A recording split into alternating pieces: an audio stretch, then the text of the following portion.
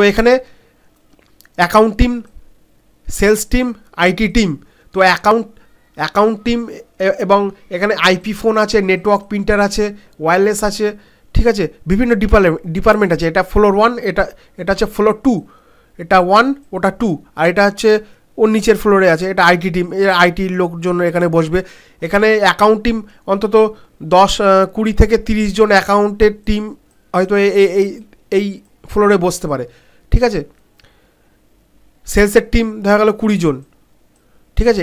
এটা তো head office, আরও অনেক ব্রাঞ্চ আছে, সেখানে আরও অনেক টিম বসবে। এটা কিন্তু হেড অফিসে শুধু সেলস টিম বসবে, অ্যাকাউন্ট টিম বসবে, আর আইটি টিমরা এখান থেকে হ্যান্ডেল করবে, ঠিক আছে। তো এখানে কি হচ্ছে, এখানে ভিল্যানের কনসেপ্ট আছে। ভিল্যান অর্থাৎ ভার্চুয়াল লোকাল এরিয়া নেটওয়ার্কস।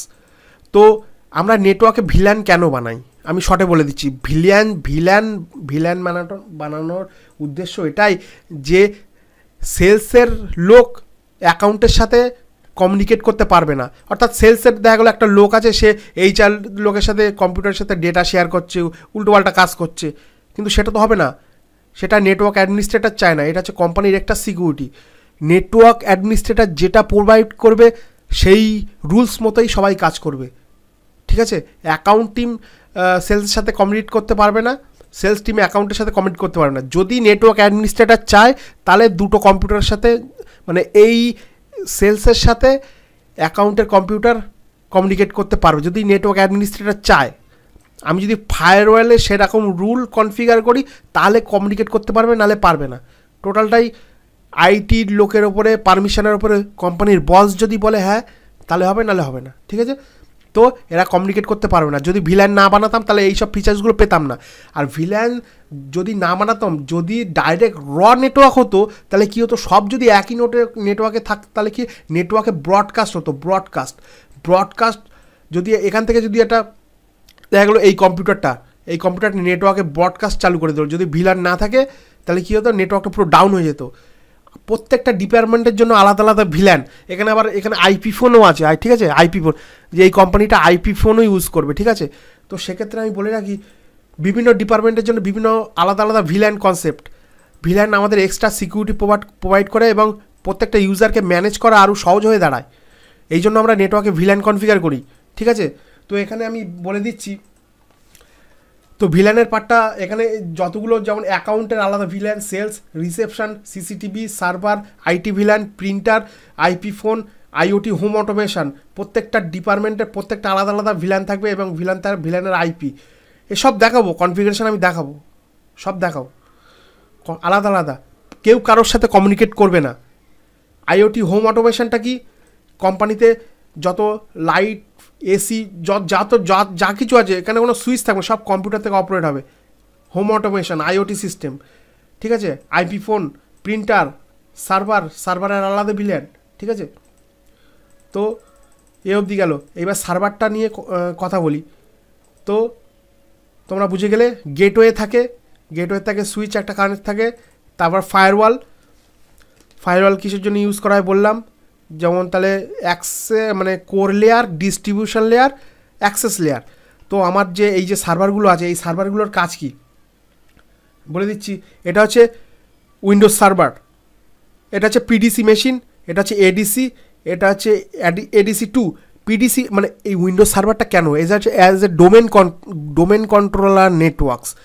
আচ্ছা, এই কোম্পানিতে যদি আমি ডোমেন কন্ট্রোলার নেটওয়ার্ক না লাগাই তাহলে কী হতো, দেখা গেলো সেলসের লোক তার কম্পিউটারে বসে যা ইচ্ছে তাই করে দিচ্ছে। যেমন ওয়ালপেপার চেঞ্জ করে দিচ্ছে, কম্পিউটারে ইউএসবি পেন ড্রাইভ গুঁজে দিচ্ছে, উল্টোপাল্টা কাজ করছে। আমি যদি আমার নেটওয়ার্কের সাথে কানেক্ট করে দিই, তাহলে আমি যেটা মানে এই নেটওয়ার্ক সিস্টেম অ্যাডমিনিস্ট্রেটর যে পারমিশন দেবে সেই মতোই যার অ্যাক্সেস দেবে সেই, তাছাড়া সে কিছু করতে পারবে না। অর্থাৎ এই যে ব্যক্তিটা, সেলসের কোনো এক ব্যক্তি যদি মনে করে যে আমি এই আমার কম্পিউটার পেন ড্রাইভ ঢুকিয়ে কোনো কিছু ডেটা নেও, পারবে না, অ্যাক্সেস নেই, ইউএসবি লক।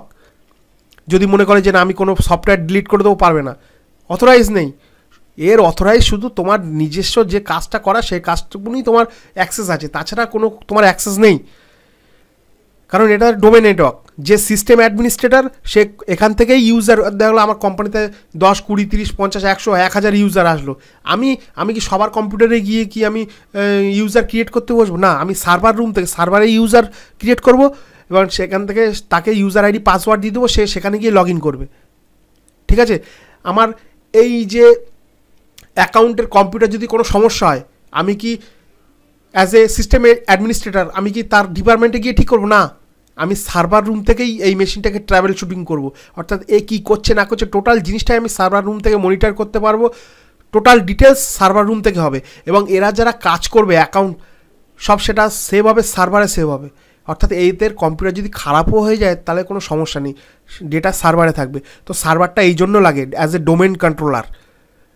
দেখা গেল এই কোম্পানির আরও অনেক ব্রাঞ্চ আছে, কলকাতা, দিল্লি, এটা তো মুম্বাই হেড ব্রাঞ্চ। তো এখান থেকে দেখা গেলো দিল্লিতে একজন এমপ্লয়ি জয়েন করলো কাজে, ঠিক আছে, তো সেও তো কম্পিউটার তো চাই কাজ করার জন্য নাকি, তো সে লগ ইন ইউজার আইডি কোথার থেকে হবে? যে নেটওয়ার্ক অ্যাডমিনিস্ট্রেটর, সিস্টেম অ্যাডমিনিস্ট্রেটর, সে এই সার্ভারে ইউজার আইডি আর পাসওয়ার্ড ক্রিয়েট করলে তারপরে সেটা র্যাপ্লিকেট হবে ওই ব্রাঞ্চে। ঠিক আছে, প্রত্যেকটার ইউজার আইডি পাসওয়ার্ড আলাদা আলাদা, সেটা সিস্টেম অ্যাডমিনিস্ট্রেটর ক্রিয়েট করে থাকে। তো এই জন্য আমাদের এই উইন্ডোজ সার্ভার লাগে ডোমেন কন্ট্রোলার। তো এটা হচ্ছে পিডিসি মানে কি, প্রাইমারি ডোমেন কন্ট্রোলার, আর এডিসি মানে অ্যাডিশনাল ডোমেন কন্ট্রোলার। তো এখানে এতগুলো সার্ভার কিসের জন্য দরকার? অর্থাৎ একটা সার্ভার যদি আমি লাগাই, কোনো কারণবশত যদি আমার এই পিডিসি সার্ভার ফেল হয়ে যায় বা সার্ভারটা নষ্ট হয়ে যায় বা খারাপ হয়ে যায়, তাহলে আমার তো পুরো কোম্পানির নেটওয়ার্ক বসে যাবে, কেউ তো আর লগ ইন করতে পারবে না। অর্থাৎ এই যে ব্যক্তিটা দেখা গেলো, এই যে ব্যক্তিটা প্রীত এই নামে এই ব্যক্তিটা যদি ইউজার আইডি অথেন্টিকেশনটা এই কম্পিউটার থেকে হয়ে কিন্তু এই সার্ভারে অথেন্টিকেশন চেক করবে যে ইউজার নেম পাসওয়ার্ড আছে কি না, তাহলেই কিন্তু লগ ইন করতে দেবে অ্যাকাউন্টের এই পিসিতে, নাহলে দেবে না।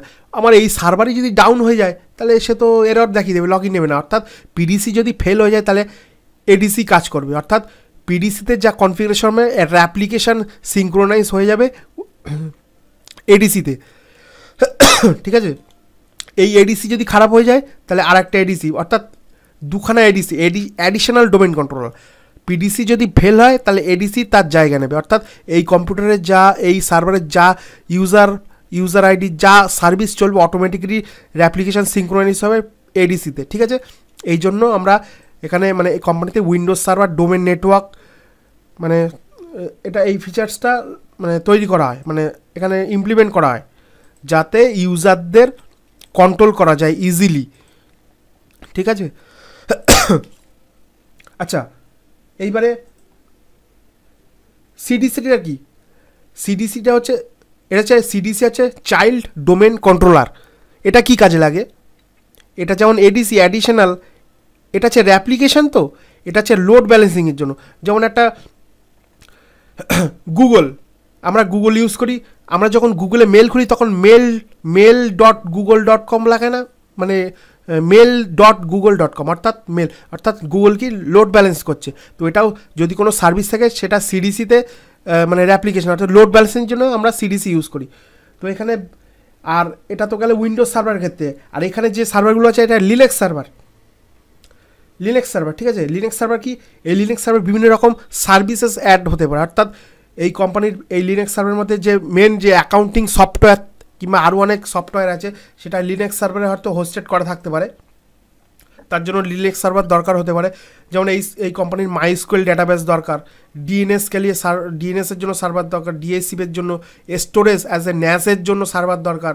ঠিক আছে, প্রত্যেকটা এই কনফিগারেশনের ব্যাকআপ নেওয়ার জন্য টিএফটিপি সার্ভারের প্রয়োজন হবে। তো সেসব সার্ভারগুলো কোথায়?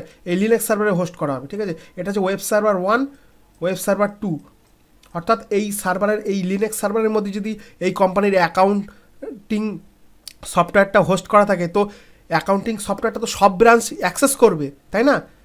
অর্থাৎ লোড বাড়বে। তো একটা সার্ভারের ক্ষেত্রে এতগুলো হিট কন্ট্রোল করা তার পক্ষে সম্ভব না। তাই জন্য ওয়েব সার্ভার 2। অর্থাৎ এখানে রাউন্ড রবিন অ্যালগোরিথম কাজ করবে। অর্থাৎ এই ইউজারটা দেখা গেলো মুম্বাই, দিল্লির কোনো ব্রাঞ্চের থেকে কোনো যদি হিট আসে, প্রথমে এই সার্ভারে যাবে, একটা হিট আসলো, আর একটা ইউজার হিট করলো, এই সার্ভারে যাবে। তো এখানে কী হবে, F5 বলে একটা লোড ব্যালেন্সার আছে, F5 লোড ব্যালেন্সার, অর্থাৎ লোড ডিস্ট্রিবিউট করার জন্য। যেমন ব্যাংকের ক্ষেত্রে কিংবা কোনো হাইফাই মানে ব্যাংকের কথাই বলছি, তো ব্যাংকের যখন লিঙ্ক ডাউন হয়ে যায় তখন কী হয়, তখন দেখা গেলো সার্ভার ডাউন, ঠিক আছে, তখন কি এত পরিমাণে একসাথে ট্রানজ্যাকশান হয়ে যায়, লোড এসে যায়, লোড সামলাতে পারে না, ঠিক আছে, সার্ভার ডাউন হয়ে যায়। এর ক্ষমতা দেখা গেলো 10 কেজি নেওয়ার, লোড নেওয়ার, সেখানে আমি যদি 20 কেজি চাপিয়ে দিই, 15 কেজি চাপিয়ে দিই, তাহলে এই তো লোড নিতে পারবে না। আমি যদি একে 10 কেজি দিই, একে 10 কেজি দিই, তাহলে দুজন মিলে লোড ভাগ করে নেবে। এটাও সেরকম, সার্ভারের ক্ষেত্রেও সেরকম, লোড ভাগ করার জন্য এখানে মাল্টিপাল সার্ভার, এখানে তো দুটো সার্ভার দেখছো, কিন্তু এখানে 10টা 20টা 25 30টা সার্ভার হতে পারে লোড ব্যালেন্সিংয়ের জন্য, যাতে নেটওয়ার্কে সার্ভার আমার সফটওয়্যারটা রিলায়েবিলিটি কাজ করে, স্মুথলি কাজ করে, বারবার ঘুরতেই থাকে, তখন কি সেটা তো চায় না, ঠিক আছে। তো কোম্পানি এরকম কাজ হয়। আর এই যে F5 লোড ব্যালেন্সার, এটা হচ্ছে এখানে F5 load balancer NGINX server দিয়ে আপাতত লোড ব্যালেন্সারটা কনফিগার করা হবে, কিন্তু হিসেব মতো F5 এর জন্য আলাদা একটা লোড ব্যালেন্সার পাওয়া যায়, সেটা এরকম সুইচের মতো দেখতে, ঠিক আছে, সেটার মধ্যে একটা আলাদা অ্যাডিশনাল ফিচার্স আছে, সেটা আমি অন্য ভিডিওতে দেখাবো, ঠিক আছে। আচ্ছা, এবার আমি বলে দিচ্ছি, এখানে তো গেল, এইবার এটা কোম্পানির ওয়েব সার্ভারে বিভিন্ন রকম সার্ভিস এরা চালাবে, ঠিক আছে। আচ্ছা, এটা বলে দিই, এটা হচ্ছে DMZ জোন, অর্থাৎ ডিমিলিটারাইজ জোন। আচ্ছা, এই যে একটা কোম্পানিটা একটা বড় একটা কোম্পানি, তার তো নিজস্ব একটা ওয়েবসাইট থাকবে তো নাকি, তাই না? তো ওয়েবসাইট বানানোর জন্য আমরা কি বিভিন্ন ওয়েবসাইট মানে GoDaddy, হোস্টিংয়ার এদের কাছ থেকে ওয়েব হোস্টিং কিনে থাকি, কিন্তু কোম্পানিটা যেহেতু অ্যাডভান্স লেভেলের কোম্পানি, ওদের কাছ থেকে ওয়েব সার্ভার কিনতে যাবে না, ভাড়ায় নিতে যাবে না, নিজস্ব সার্ভার বানাবে। তো সেক্ষেত্রে এখানে একটা DM জোন, অর্থাৎ এখানে ওয়েবসাইট, এই সার্ভারটা আছে, এই সার্ভারে কোম্পানির ওয়েবসাইট হোস্টেড থাকবে, যারা পাবলিক যদি টাইপ করে, যেমন আমরা ফেসবুকে যাচ্ছি, ইউটিউবে যাচ্ছি, ওটা তো একটা পাবলিক সার্ভার, তাই না? আর এখানে যে সার্ভারটা আছে, এটা হচ্ছে প্রাইভেট সার্ভার, অর্থাৎ এই সার্ভার শুধু কোম্পানির মধ্যে, কোম্পানির এমপ্লয়িরা ছাড়া আর কেউ ইউজ করতে পারবে না। এটা হচ্ছে প্রাইভেট সার্ভার, যেখানে কোম্পানির বিভিন্ন রকম নিজস্ব সফটওয়্যার চলছে। আর এটা হচ্ছে পাবলিক সার্ভার, অর্থাৎ ওয়েবসাইটটা তো সবাই দেখা গেলো, এই ABC কোম্পানিটা abc.com, ঠিক আছে, abc.com, ঠিক আছে। তো এই যে ডোমেনটা, যেমন আমি দেখাচ্ছি আমার যেমন একটা ওয়েবসাইট আছে, আমি দেখাচ্ছি, যেমন আমার এই ওয়েবসাইট putulcomputerworld.com, ঠিক আছে, আমি দেখাচ্ছি। আমি যেমন যেমন আমার ওয়েবসাইট, এই যে আমার ওয়েবসাইট খুলে গেল, এই যে এটা হচ্ছে আমার ওয়েবসাইট। যেমন আমি একটা কি সার্ভিস দেই না দেই, প্রতিষ্ঠানের সম্বন্ধে এখানে সব জানানো আছে। কেউ যদি সার্চ করে আমার ওয়েবসাইটে চলে আসবে, এখান থেকে ইনফরমেশান নিতে পারবে যে কী ধরনের কাজ করা হয় না হয়, কি বৃত্তান্ত, সবটাই ওয়েবসাইট থেকে ইনফরমেশান পাবে। তো এটাও তেমনি কোম্পানির নিজস্ব ওয়েবসাইট থাকবে, তো সেখান থেকে সবাই সেটা দেখতে পাবে। এই যে প্রত্যেকটা এখানে দেওয়া আছে নেটওয়ার্কিং,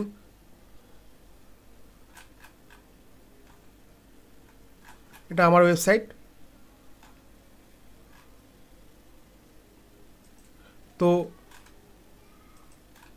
আমি এটা একটু ক্লিন করে নিই। আচ্ছা, ক্লিন হয়ে গেছে। তো বিভিন্ন রকম service, EPBX, video, alarm, finger CCTV, ডোর অ্যাক্সেস, আমার সার্ভিসগুলো আমি এখানে দিয়ে রেখেছি ওয়েবসাইটে। Internet service provider setting, total A to Z, ঠিক আছে, হোম অটোমেশন, বিভিন্ন সব দিয়ে রেখেছি, ঠিক আছে। এখানে সার্ভিসেস, নেটওয়ার্কিং, সিকিউরিটি, ফায়ারওয়াল। তো এটাও সেরকম যে কোম্পানিটা মানে বিভিন্ন রকম তারা ওয়েবসাইটটা এখান থেকে লঞ্চ করবে, তো ঠিক আছে। তো আমি এই ভিডিওতে এই অবধি। আরেকটা কথা, এই যে ডিভাইসগুলো দেখতে পাচ্ছ, এই ডিভাইসগুলো আমি একবার দেখিয়ে দিচ্ছি ডিভাইসগুলো কেমন হতে পারে। তো এটা দেখিয়ে দিচ্ছি, আমি আগের থেকে খুলে রেখেছি। এটা হচ্ছে একটা ডেল, মানে এই যে সার্ভারগুলো আছে, এই যে উইন্ডোজ PDC, ADC2, CDC, এই যে সার্ভারগুলো রিয়েলে কেমন দেখতে হয় আমি বলে দিচ্ছি। এটা হাই এন্ড, এই যে পাওয়ার এজ 750 এক্সএস র্যাক সার্ভার, ঠিক আছে। এই যে এগুলো ডেলের সার্ভার, ঠিক আছে। তার দাম 3,74,000 এরকম সামথিং এরকম দাম আছে। এখানে সব জিওন প্রসেসর ইউজ হয়, ঠিক আছে। আমরা যেমন 1 TB হার্ড ডিস্ক ব্যবহার করি না, এখানে সব 1 TB র্যাম ব্যবহার করা হয়, অর্থাৎ এর যে কত ক্ষমতা তার ঠিক নেই। মানে এটা একটা হেড অফিসে, বুঝতে পারছে তো, হাই কনফিগারেশনের জিনিসপত্র এখানে সব টোটাল ডিটেলস দেওয়া আছে, ঠিক আছে, ঠিক আছে, টোটাল ডিটেলস দেওয়া আছে। জাস্ট আমি এটা ফিজিক্যালি দেখানোর জন্য আমি বললাম। এটা হচ্ছে ডেলের পাওয়ার এজ, বিভিন্ন রকম মডেল আছে, ঠিক আছে। আচ্ছা, এবার দেখাচ্ছি ফায়ারওয়াল। ফায়ারওয়াল এই জিনিসটা এই যে ফায়ারওয়াল, ফর্টিনেট ফায়ারওয়াল। তো ফায়ারওয়ালটা রিয়েল কেমন দেখতে হতে পারে আমি দেখাচ্ছি। এই যে চ্যাসিস বেস ফায়ারওয়াল, যেটা আছে high configuration, high end firewall, ঠিক আছে, হাই এন্ড ফায়ারওয়াল। এই যে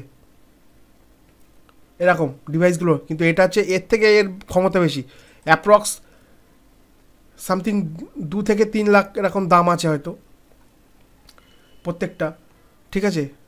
যেমন ইউজার লোড সেরকম অনুযায়ী ডিভাইস সিলেকশান, প্রত্যেকটা ডিভাইসের ডাটা শিট চেক করলে বোঝা যাবে। আচ্ছা, এরপরে সুইচ দেখাচ্ছি। সুইচ, এই যে সুইচগুলো দেখাচ্ছিলাম না, এই যে 1 কোর 2, এটা হচ্ছে এই যে ফিজিক্যালি এরকম, এই যে এই সুইচ, এটা নর্মাল সুইচ, ঠিক আছে। আর এর থেকে 7K 9K 100 সুইচ আছে, সেগুলো ডেটা সেন্টার। এটাও একটা সুইচ, ক্যাটালিস্ট 4500। এই সুইচগুলোতে স্ট্যাক পোর্ট থাকে, সুইচে স্ট্যাকিং করা যায়, ঠিক আছে। এটা হাই এন্ড সিরিজের সুইচ, ঠিক আছে, এর ব্যান্ডউইথ অনেক বেশি। আচ্ছা, এবার রাউটার দেখাচ্ছি। রাউটার কোনটা, এই যে রাউটার গেটওয়ে, রাউটারটা দেখাচ্ছি। এই যে এইগুলো হচ্ছে router, ISR router, CSR router, বিভিন্ন হাই এন্ড সিরিজের রাউটার, ঠিক আছে। 4 লাখ 5 লাখ একটা রাউটারের দাম, ঠিক আছে। তো the right fit. Everyone's after it, even when it comes to servers. You want to... আজকের ভিডিওটা এই অবধি। আশা করছি তোমরা বুঝতে পারলে ব্যাপারটা, ওভারভিউটা। তো এই সিরিজটা তোমরা ফলো করলে আশা করছি তোমাদের মধ্যে একটা অন্যরকম নলেজ চলে আসবে, ঠিক আছে। তো এরকম এক্সপিরিয়েন্স কিন্তু, এরকম জিনিস কিন্তু তোমরা কোথাও মানে সহজে পাবে না, ঠিক আছে। আর কোনো ইনস্টিটিউটও এরকম শেখায় না, ঠিক আছে।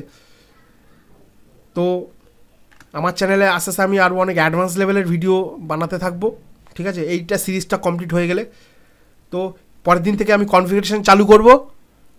তো তোমাদের মতামতটা আমি কিন্তু কমেন্টে জানতে চাই যে তোমাদের বিষয়টা কেমন লাগলো, ঠিক আছে। তোমরা সবাই কমেন্টে কিন্তু জানাবে। তোমরা সবাই ভালো থাকবে। নেক্সট পার্ট থেকে কনফিগারেশন আমি চালু করব, প্রত্যেকটা লাইভ দেখাবো, লাইভ। আচ্ছা, আমি একবার দেখিয়ে দিচ্ছি। এই একটা কম্পিউটার স্টার্ট করছি, লাইভ কেমন, এই কম্পিউটারটা স্টার্ট করলাম, ঠিক আছে। আমি এখানে ক্লিক করলাম,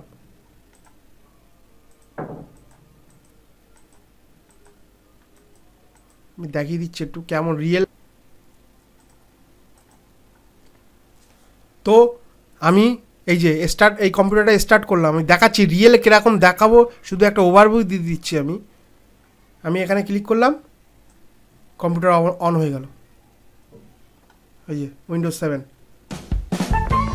এই যে আমি কিন্তু এই মেশিনটা অন করলাম। এই যে দেখিয়ে দিচ্ছি যে কনফিগারেশনটা কোন লেভেলের হতে চলেছে। প্রত্যেকটা জিনিস প্র্যাকটিক্যালি দেখাবো। একটুখানি ওয়েট। এই যে আমি এখানে লগ ইন করছি। এখন তো নেটওয়ার্ক কোনো কনফিগারেশন করা নেই, এখানে ইন্টারনেট পাবে না, কোনো কিছুই হবে না, এই কম্পিউটারে কোনো কিছুই হবে না। জাস্ট আমি কম্পিউটারটা খুলে দেখালাম, ঠিক আছে, একদম পুরো রিয়েল এনভায়রনমেন্টের মতো, ঠিক আছে। তো আশা করছি তোমাদের ভালো লাগবে, আর তোমাদের মতামত তোমরা কমেন্টে জানিও। সবাই ভালো থাকবে।